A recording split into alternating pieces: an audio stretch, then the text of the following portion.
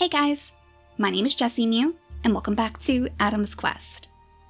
In the last episode, our tribe discovered an island that looks eerily similar to the very same one that Adam started his journey on. The one that the bluebird dropped him off on so long ago, when he was stolen away from his family. So how fitting is it that one of his descendants now looks closer to the bluebirds than ever? Carol, with her blue toxic body, and even the stripes that she's wearing, seems as if she might have a connection to the bluebirds themselves.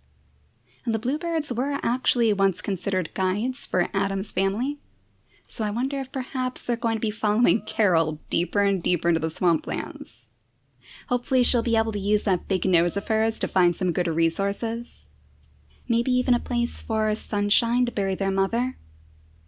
It doesn't look like we have any roots out this way, so I suppose it would be a good idea for them to start carving their pathway deeper into the swamps now.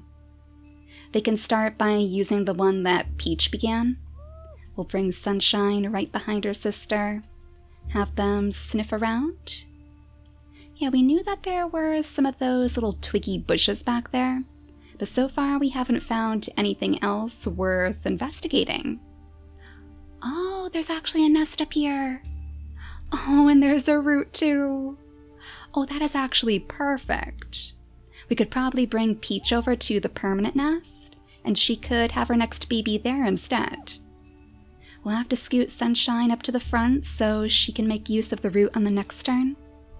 But then if we scoot Roduke next to their new little baby Tangerine, after he picks some poison berries of course, it should be easy enough for us to scoot his mate over to the permanent nest on this turn. We'll jump her over here, breed her with Roduke. Oh no, that didn't work? Alright, I guess she'll have to wait one extra day.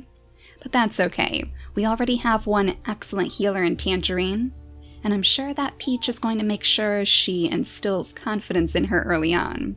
She doesn't want her little baby to suffer the same fate, and she knows how difficult it can be to accept the role of a healer. And as for the other half of Adam's family, the only creature left with any energy to spare would be Jasper himself. Jasper, who, now that he has the ocean to play in, the entire big wide ocean, he has energy for days. And he also has a bit of an eye for our beautiful swamp queen.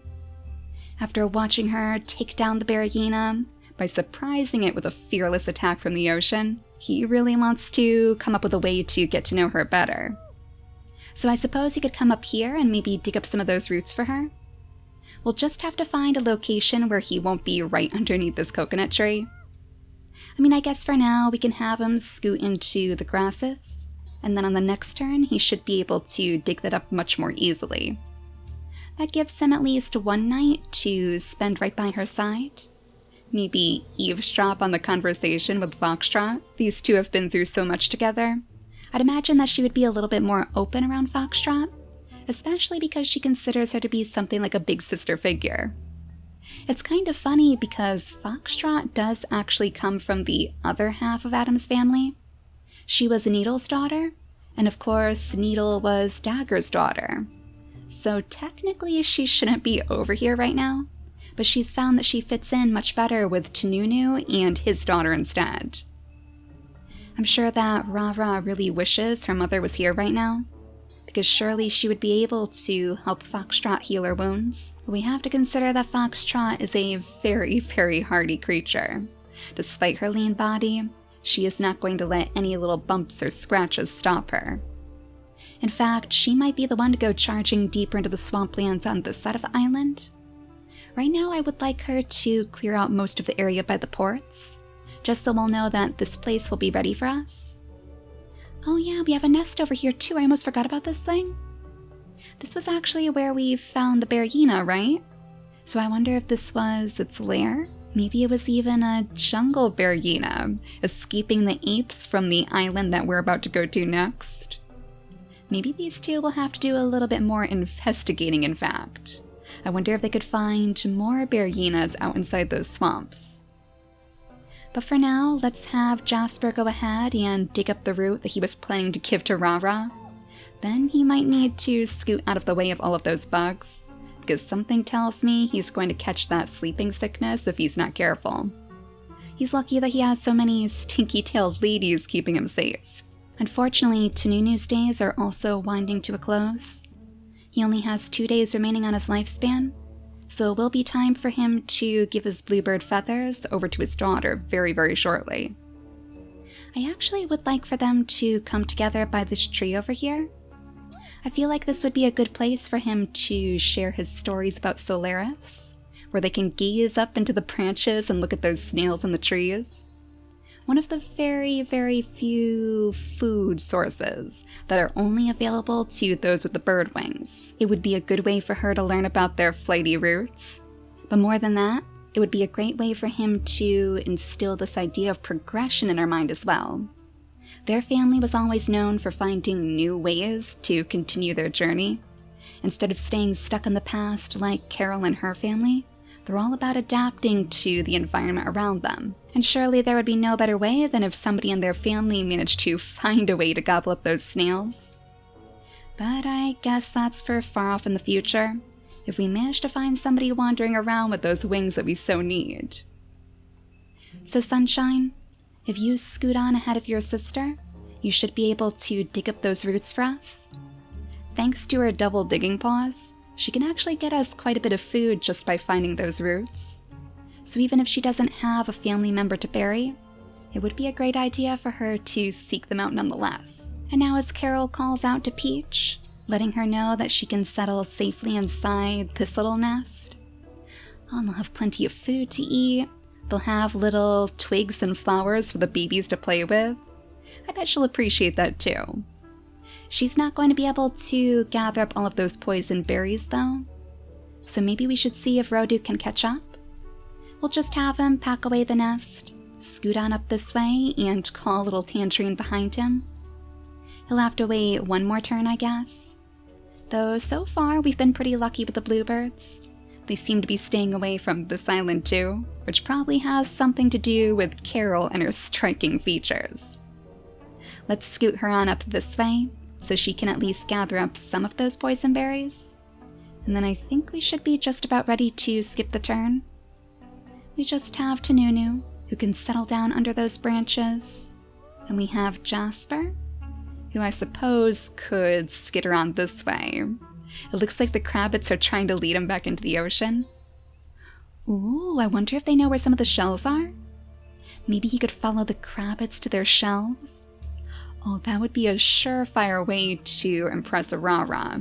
Then she could go diving into the ocean too to scoop up their treasures. Let's keep an eye to the darkness though, just to make sure that none of those bearyenas are going to spawn. Luckily, I don't think I heard any. Looks like things are still peaceful here. So let's see what the new little healer baby looks like. Oh, it looks like he actually has the digging paw as well. That's pretty cool, so he should be able to help out Sunshine. Though it's kind of funny that he's so much darker than she is. For that matter, look at those grumpy eyebrows. Oh my goodness. He is going to be like her complete opposite. If she is the little ray of sunshine, always singing happily to herself and lifting everybody's spirits, he is going to be the resident grump of the family, kind of bringing everybody back down to earth with his more logical approach. I think we're actually going to name this little baby Mulberry. For some reason I feel like that would be particularly fitting of this grumpy little kitty.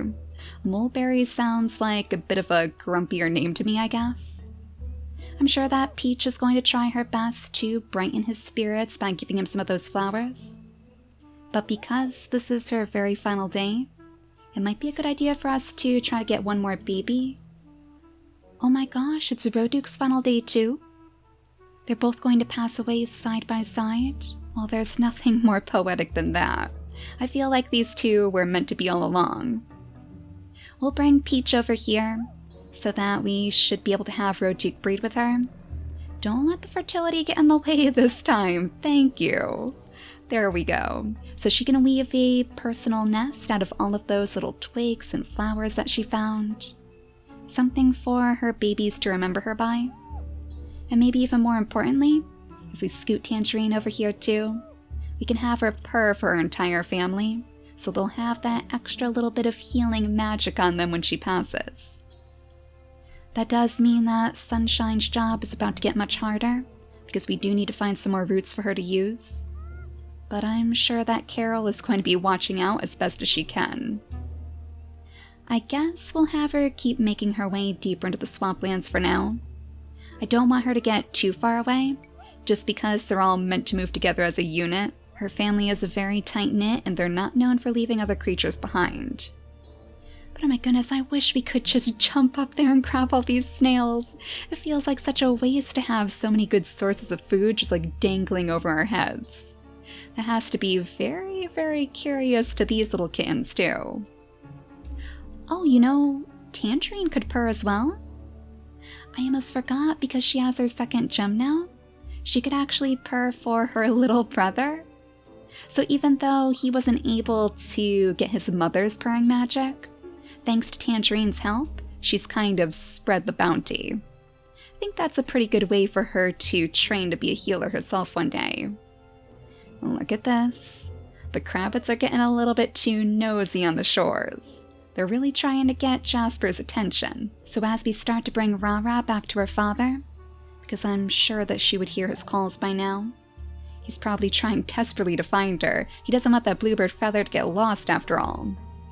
That is one of the issues with this family being so flighty. Oh my goodness. Oh, you are not the kind of local that I was hoping to see. We have our very first rogue male visitor, and he's so close to Rara and Foxtrot too. Oh Jasper, we might need to change our plans a little bit then. We're going to bring Rara way down here, and then we're going to have Foxtrot follow. Though it doesn't really seem like they're going to be able to get away fast enough. I mean, I think if Foxtrot turns and attacks, he should go away. Sometimes that's enough to deter the rogue males now that the game has been updated. I would have Jasper do it, but unfortunately he is very, very weak. He doesn't have a single point of strength to his name. So winning battles is not going to be how he wins Rara's heart. Interesting how he turned away from us once Rara went away though. I wonder if he's not interested in Foxtrot? Maybe he even sees a similarity between Foxtrot and the Bearyena, what with her Bearyena claw and her brown fur. I mean, I wonder if this little baby was actually raised by Bearyenas himself, since this is the Bearyena's lair. Very, very curious. But we don't want our creatures leading him straight back to Rara, so I think Foxtrot should probably scoot on into the ocean and maybe gobble up the water fruit. Oh no, but he's way too close for comfort. So it's not ideal. She will take a little bit of damage, but let's have her jump way over here instead. That way we should be able to protect them both with Tununu if we have to. And that'll mean that he'll also be able to poison this rogue male if he gets just one step closer.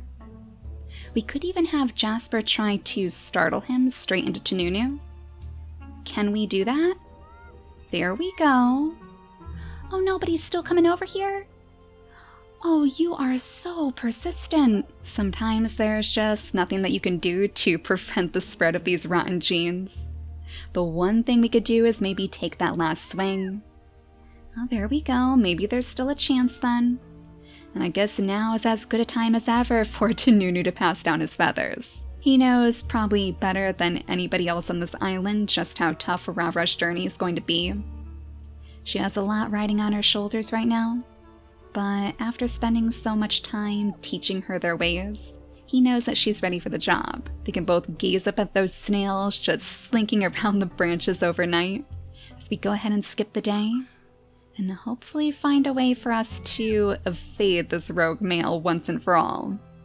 He only has 9 days remaining on his lifespan, so if we can scare him away with one nice big swipe from Foxtrot, we might be able to escape entirely. And you know, I guess another good way to ensure that Rara has the babies we were hoping for is if she starts a family with Jasper right away.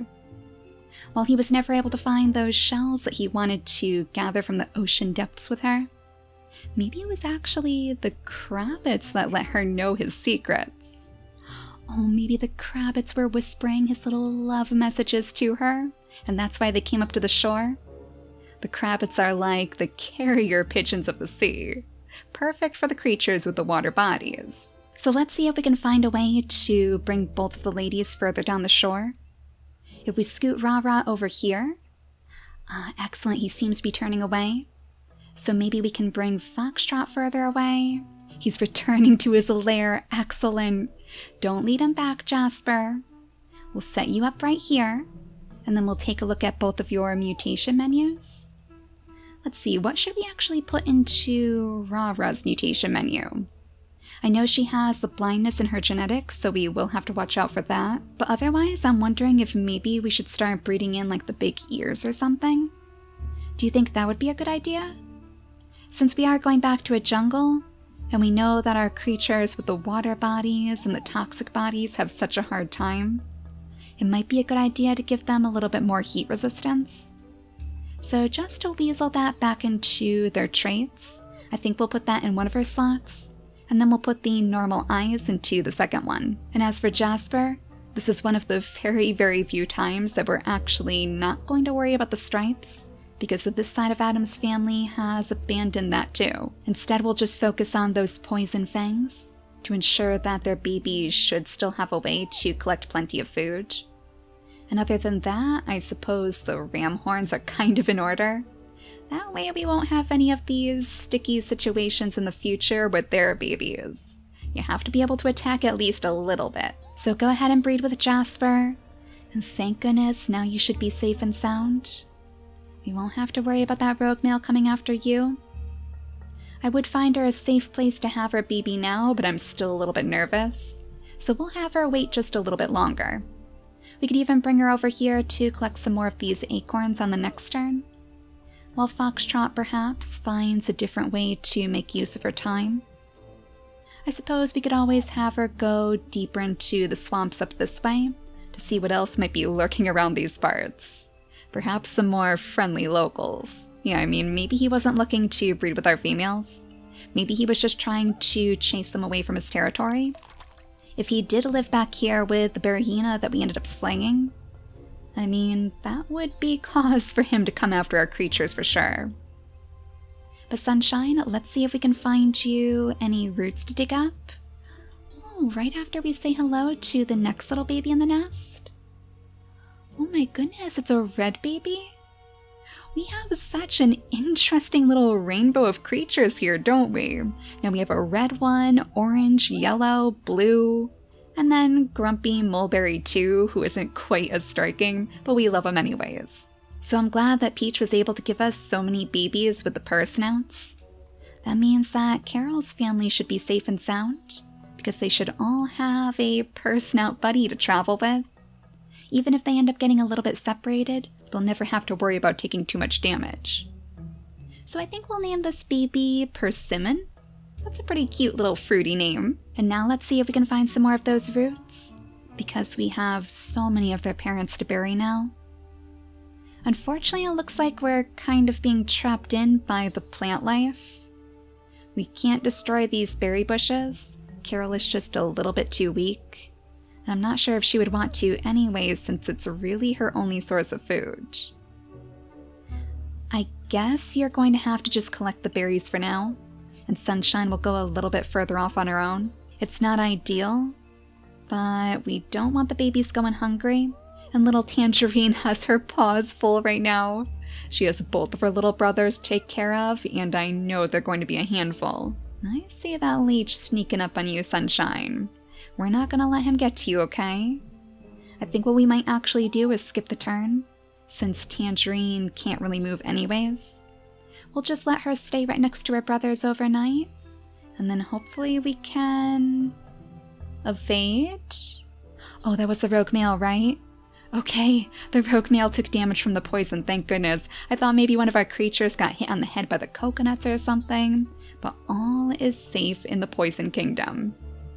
So let's scoot you out of the way of all of those leeches until you have a buddy. Oh my gosh, I think we may have actually found one. Oh, we have to go see this little badger. I suppose we could bring Carol around this way. There you go. Oh my goodness, her mask looks so cute. It almost actually reminds me of, like, Adam's stripes in a way. I mean, oh, and look at her name. Oh my gosh, and she has the bird beak in her active traits. Yeah, she is a happy little singing bird if I ever did see one. So maybe this side of the family isn't best for her. It must have been Carol's similar appearance to the bluebirds that initially drew her attention. But then I'm sure it's probably Sunshine's own songs that lured her closer down the shores. Maybe these two can sing together and light up the pathways as they look for more of those roots. And since you'll be able to protect her from the leeches, yeah, I think these two would make a very, very good traveling buddies. It's nice to see some more friendlier faces around these parts. I was actually hoping that we might even find somebody connected to Adam themselves. That way we could ask some questions about where his island might be. Because if these wandering creatures are nomadic like we are, then I'm sure they've come across it in their journeys. But I think before we end the episode, we should probably have Rara settle down with her nest. Now that the rogue male is nowhere to be found, he's off back by his little Bearyena's lair again, keeping that area safe. I guess we're actually not going to be able to leave this island until he's passed. And I wonder if he's going to summon any more of his Bearyena friends in the meantime too. More allies to keep those ports under their control. The one silver lining is that he won't be lasting for very long since we did manage to poison him with Rara. So only a few more turns and then we should be safe to investigate that area again. But you know, likewise, it might be a good idea for us to bring one of our little healers over to this side of the island. Maybe they would even be able to sense that somebody needs their help. If one of the boys is more connected to the healing side of their blood than the others, I suppose they would notice Foxtrot just drifting around the waves, more hurt than she even was before thanks to that one incident with the water. Let's see if she can lure some of the fish in her direction though. Maybe gather up some of this algae? Oh no, it looks like that may have scared them.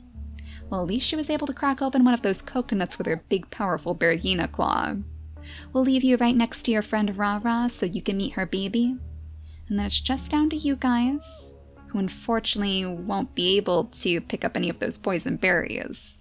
It would probably be a better idea to bring them over to the palm trees. I know that mulberry is going to follow very closely behind Sunshine. Oh, but not that way, little one.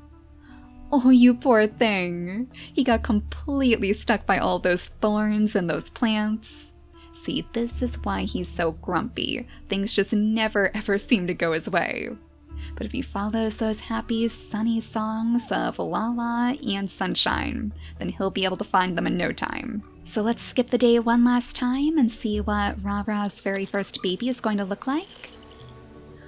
Oh my goodness.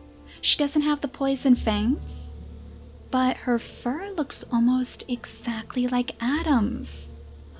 Oh, if she had the stripes, then I think she would have the same colors and everything. The orange fur and then those dark brown spots. That is so interesting. She also has a lean body just like her mother, so that means she is going to be very, very quick on her feet. That's something that Rara herself was known for too.